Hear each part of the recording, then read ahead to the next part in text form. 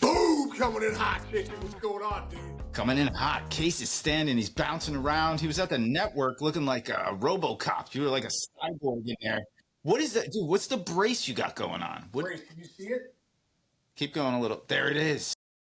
It's like dude. It's almost like a Tommy John brace, but it's for my hip. Oh, So it's almost like the elbow brace where they're like, okay, now lock it down. yeah. So it's like this little ball I have. You're like, I can't, like, the first few weeks I was at a 40 degrees with the hip. So like, dude, I sit down, they don't want my leg going at 90 because my hamstring's attached right at the butt. So whenever I sit, so as soon as I go to sit, the brace like kind of pushes me back. So it's like I can't really sit. So I haven't really sat in like 3 weeks. But are you more comfortable? Are you at least a little more comfortable? I'm a little more comfortable now. Yeah, they bumped it to 60 degrees. Oh, okay. So, and dude, I'm just I'm like navigating it. It has been a bear. It has actually been a bear, dude. Having your hamstring reattached is exactly what you think it is. It sounds terrible. It is terrible. And, but kids, honestly, I'm getting better every single day. I'm sleeping good. Nice. Sarah's been just a godsend, dude. Like I feel bad. I'm annoying. I'm actually annoying. Like, hey, can you get that for me? How about this? Can you pick it? She's trying to live her life. And I'm, hey, can you grab it? Can you put my underwear on? Can you pick this up? Can you do this? Hey, can you towel me off when I get out of the shower? Hey, I was like, I even say to her, I was like, oh my God, I'm so annoying. I'm so sorry. No, you're not annoying. Also, I bet you have to worry about the other side of your body, like getting cramps on the other side, right? Because you're putting so much pressure. Dude, yesterday I was on my feet all day because I'm really comfortable on my feet or laying down. So yesterday at the network we had this big thing with like intern luncheon. So I was for 2 hours talking to interns. It was great. But I was at the network for like 7.5 hours on my feet. Dude, my left leg started to cramp up. I'm like, oh my God, I gotta. So I was like, literally thought yesterday, I was like, I can't be on my feet for 7 hours. Ah, there you go. Not good for the other leg. Yeah. Hear that. All right.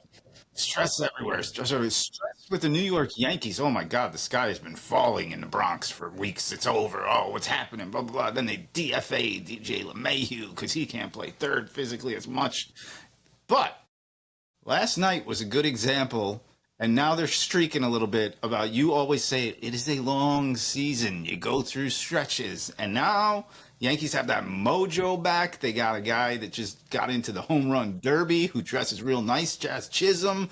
Aaron Judge continues to be Aaron Judge. What's your take on the Yanks the last couple? Well, it's a marathon, not a sprint, Chancey, and you're right. I always say in life or in baseball, you want to ride the world's most boring roller coaster. You want to ride this guy. Oh, you lost 5, you won 4. You really like lost 2, 1. Whatever it is, go on. You don't ever want it to be wham and wham. You don't want that roller coaster. That's a lot of stress. All that stuff. The Yankees lost 6 in a row. The sky's falling here. Release Anthony Volpe. By the way, really quick, before I get the Jazz, because he's having such a great year in the Derby. We'll talk about that for a second.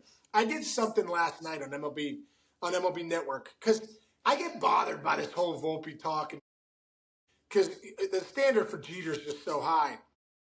But dude, I put blind resumes up on the screen last night, and the one guy's hitting 247. He also has 11 home runs. He's got 15 stolen bases, and he's got a 696 OPS. Okay, that's the one guy. The other guy is hitting 217, so he's got 30 points below the average. Average is average because it goes up and down. Now let's get to the damage numbers. This guy's got 10 home runs. He's got 11 stolen bases, and he's got a 684 OPS. Okay? One guy's an all-star, going to the all-star game in 2025. The other guy is his head's being called for in New York to get sent off to the AAA. The one guy's Julio Rodriguez, and the other guy's Anthony Volpe. Volpe is on pace for 18 home runs and 85 RBIs, playing a Gold Glove shortstop. 18 home runs and 85 RBIs. Would you take that from a shortstop? Yes. Right? He's going to have better numbers than Julio Rodriguez, probably as the damage numbers.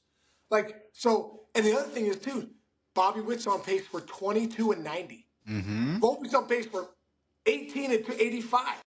So like the list of like the top shortstops in the game, Volpe's right in the middle. He's like seventh with like Lindor and Witt and all these guys. And I think you look at the OPS and you think 684 OPS. Nowadays, dude, folks, 84 is not that bad in this climate that we're in right now. Mm-hmm. 750 is the new 850. Yes. How about here? I'll give you this too. Give you some more stats. Doubles among shortstops. Volpe is third, only one behind Bo Bichette with 21. Triples with shortstops. He has 3. That's the most in Major League Baseball among shortstops. I mean, and you saw that slide last night. You got an athlete there. Right, athlete, wins the game because he's such a high IQ too.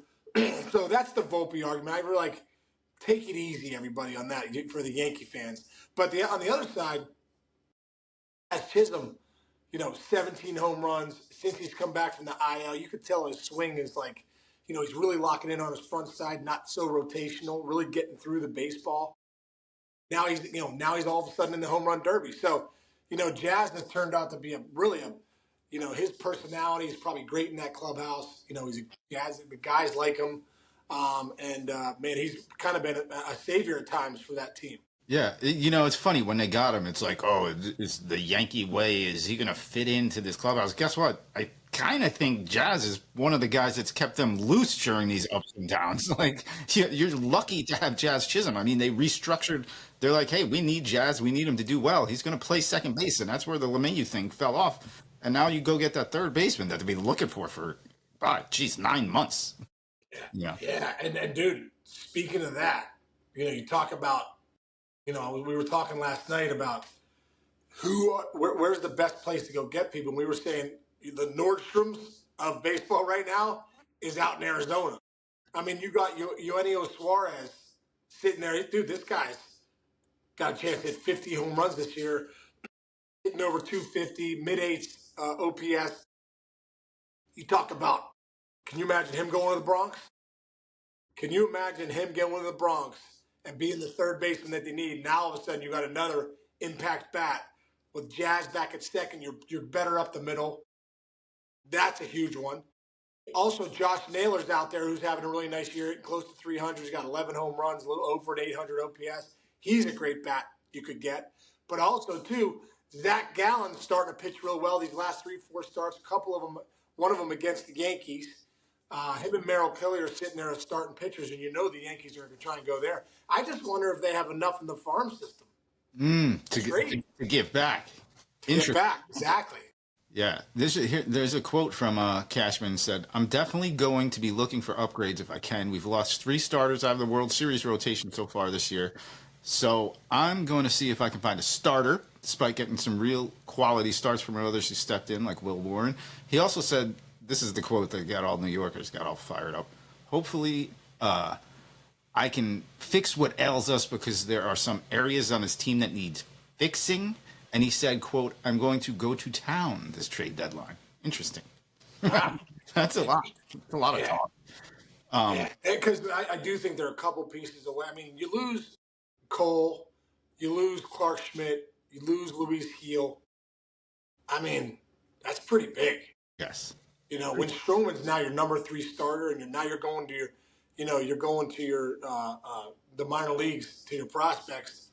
You're the New York Yankees, and that's not what you usually do. But they've really been struck by the injury bug, just like you look at Atlanta, losing Chris Sale now, losing Strider. It's like, geez, losing Schwellenbach.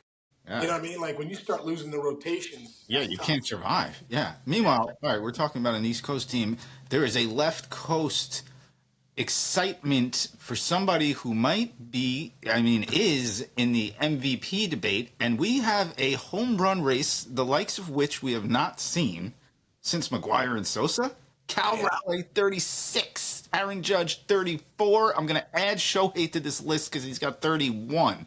And, by the way, don't sleep on Schwarber, who's got 29, and Suarez. What's your take on a race, dude? Well, I think it's incredible.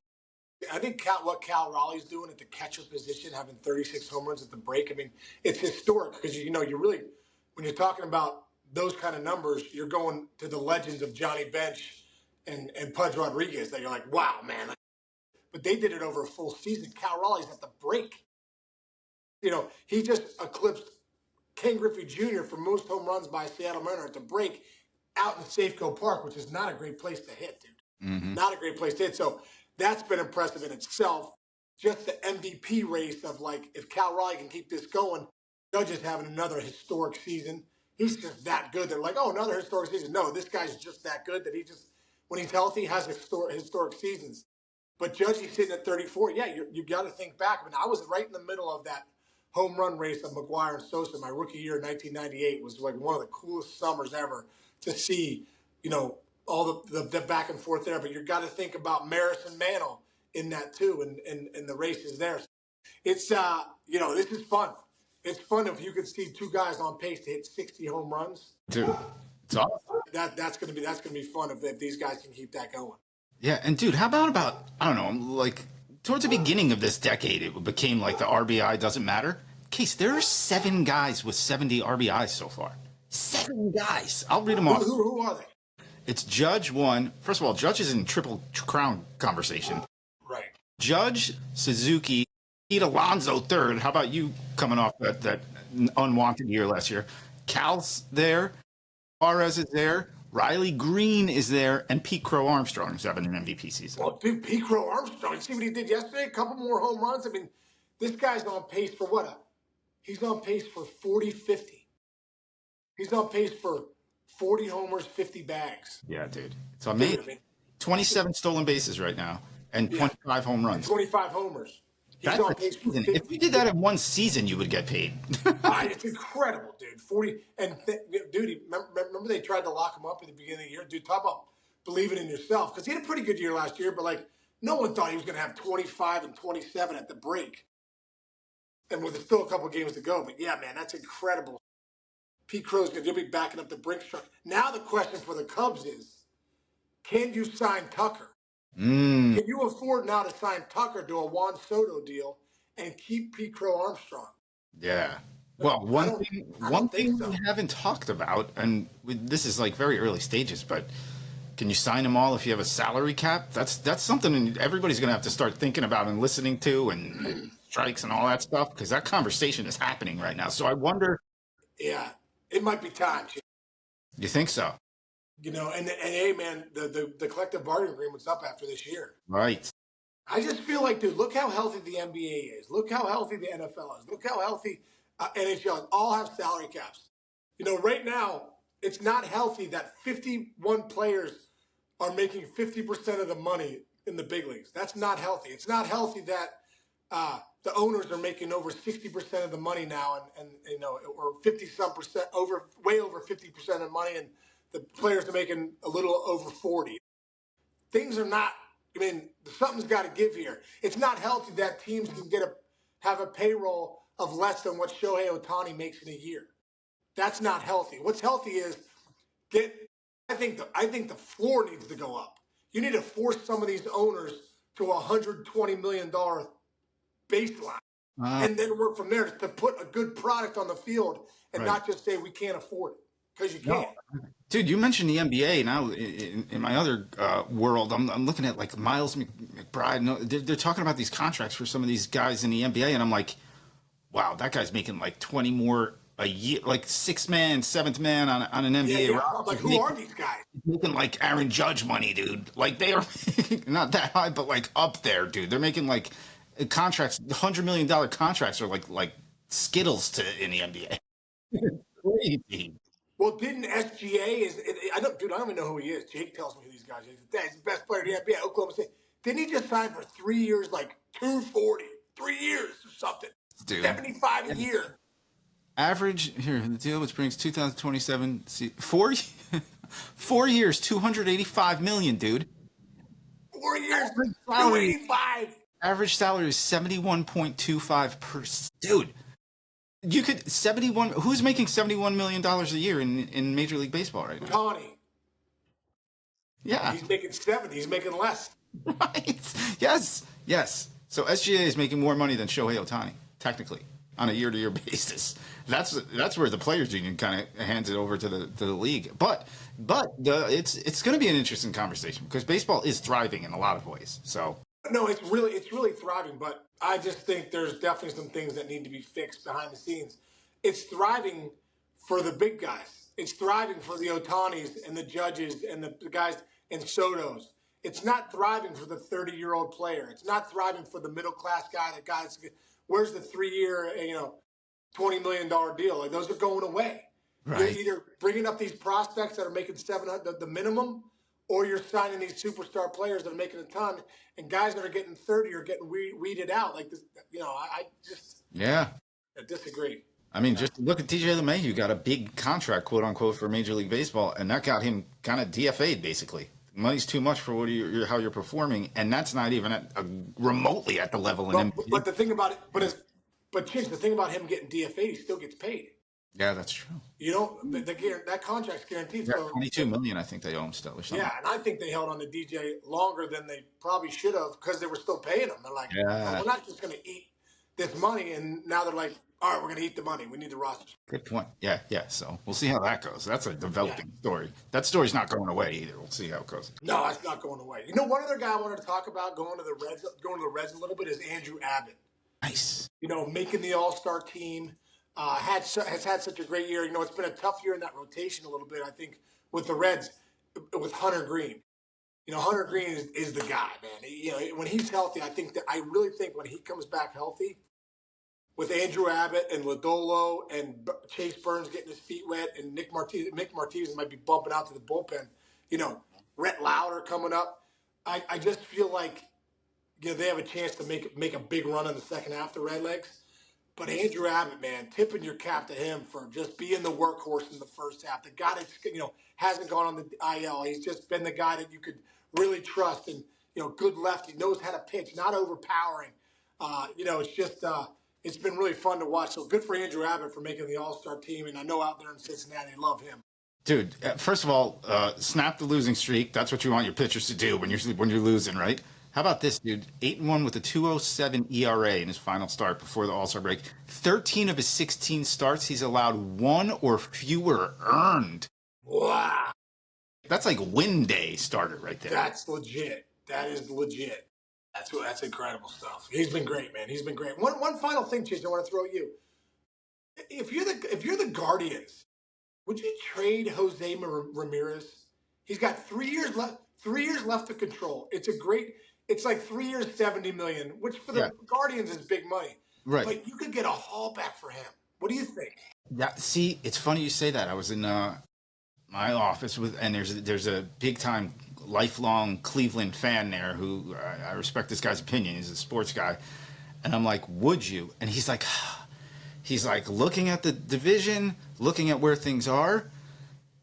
Like it makes sense too, in a lot of ways. And he goes, but like that fan base, I mean, he's their guy. Like he is the fans, like he's been there, the guy, how you say you want the guy to retire in a jersey of the team and blah, blah, blah. He goes, I worry that would be the one thing that would make the fans turn and not show up for the rest of the year. But would you rather not show up for the rest of the year and have a future where, they traded Lindor. That was my counter argument. If you let Lindor go, who's arguably a top 5 baseball player in Major League over the last, 5-6 years, and you saw what that did. You almost got to the World Series last year with the payoff from losing Lindor. They have a smart group up there. If they said he was available, I mean, you could get whatever you wanted for him. You could get anything back. You could completely redo your future. So I would do it. As much as it hurts, I would do it. Yeah, I just feel like it's, they're not winning the division, Case, right? They're not winning the division, yeah. And you feel like they're in a weird place. Yeah, the wild card, they're not like in it in the wild card. They're 5 or 6 games back in the wild card. Dude, if his name comes up, you would have how many teams? You would have half the league trying to get him. Can you imagine him in the Bronx? Can you imagine him in the Bronx? Yes. And by the way, his contract, like you said, is friendly enough that even the mid-market teams would want to get in on him. Afford him. Yeah. No, you're right. Dude. Oh man, it would be kind of cool to see. Like I would say he would be number 1. If you're dude, and don't forget the Yankees need a third baseman. Hate to say bring the Yankees back up, but dude, Cashman says he wants to go nuts. Seen Yeah, crazy. he would be like a Soto. That's like you lost Soto. Okay, we're bringing Jose Ramirez for Right. way less money, Yeah. and he might be better than Soto. And then, dude, Judge and Jose Ramirez in the same lineup.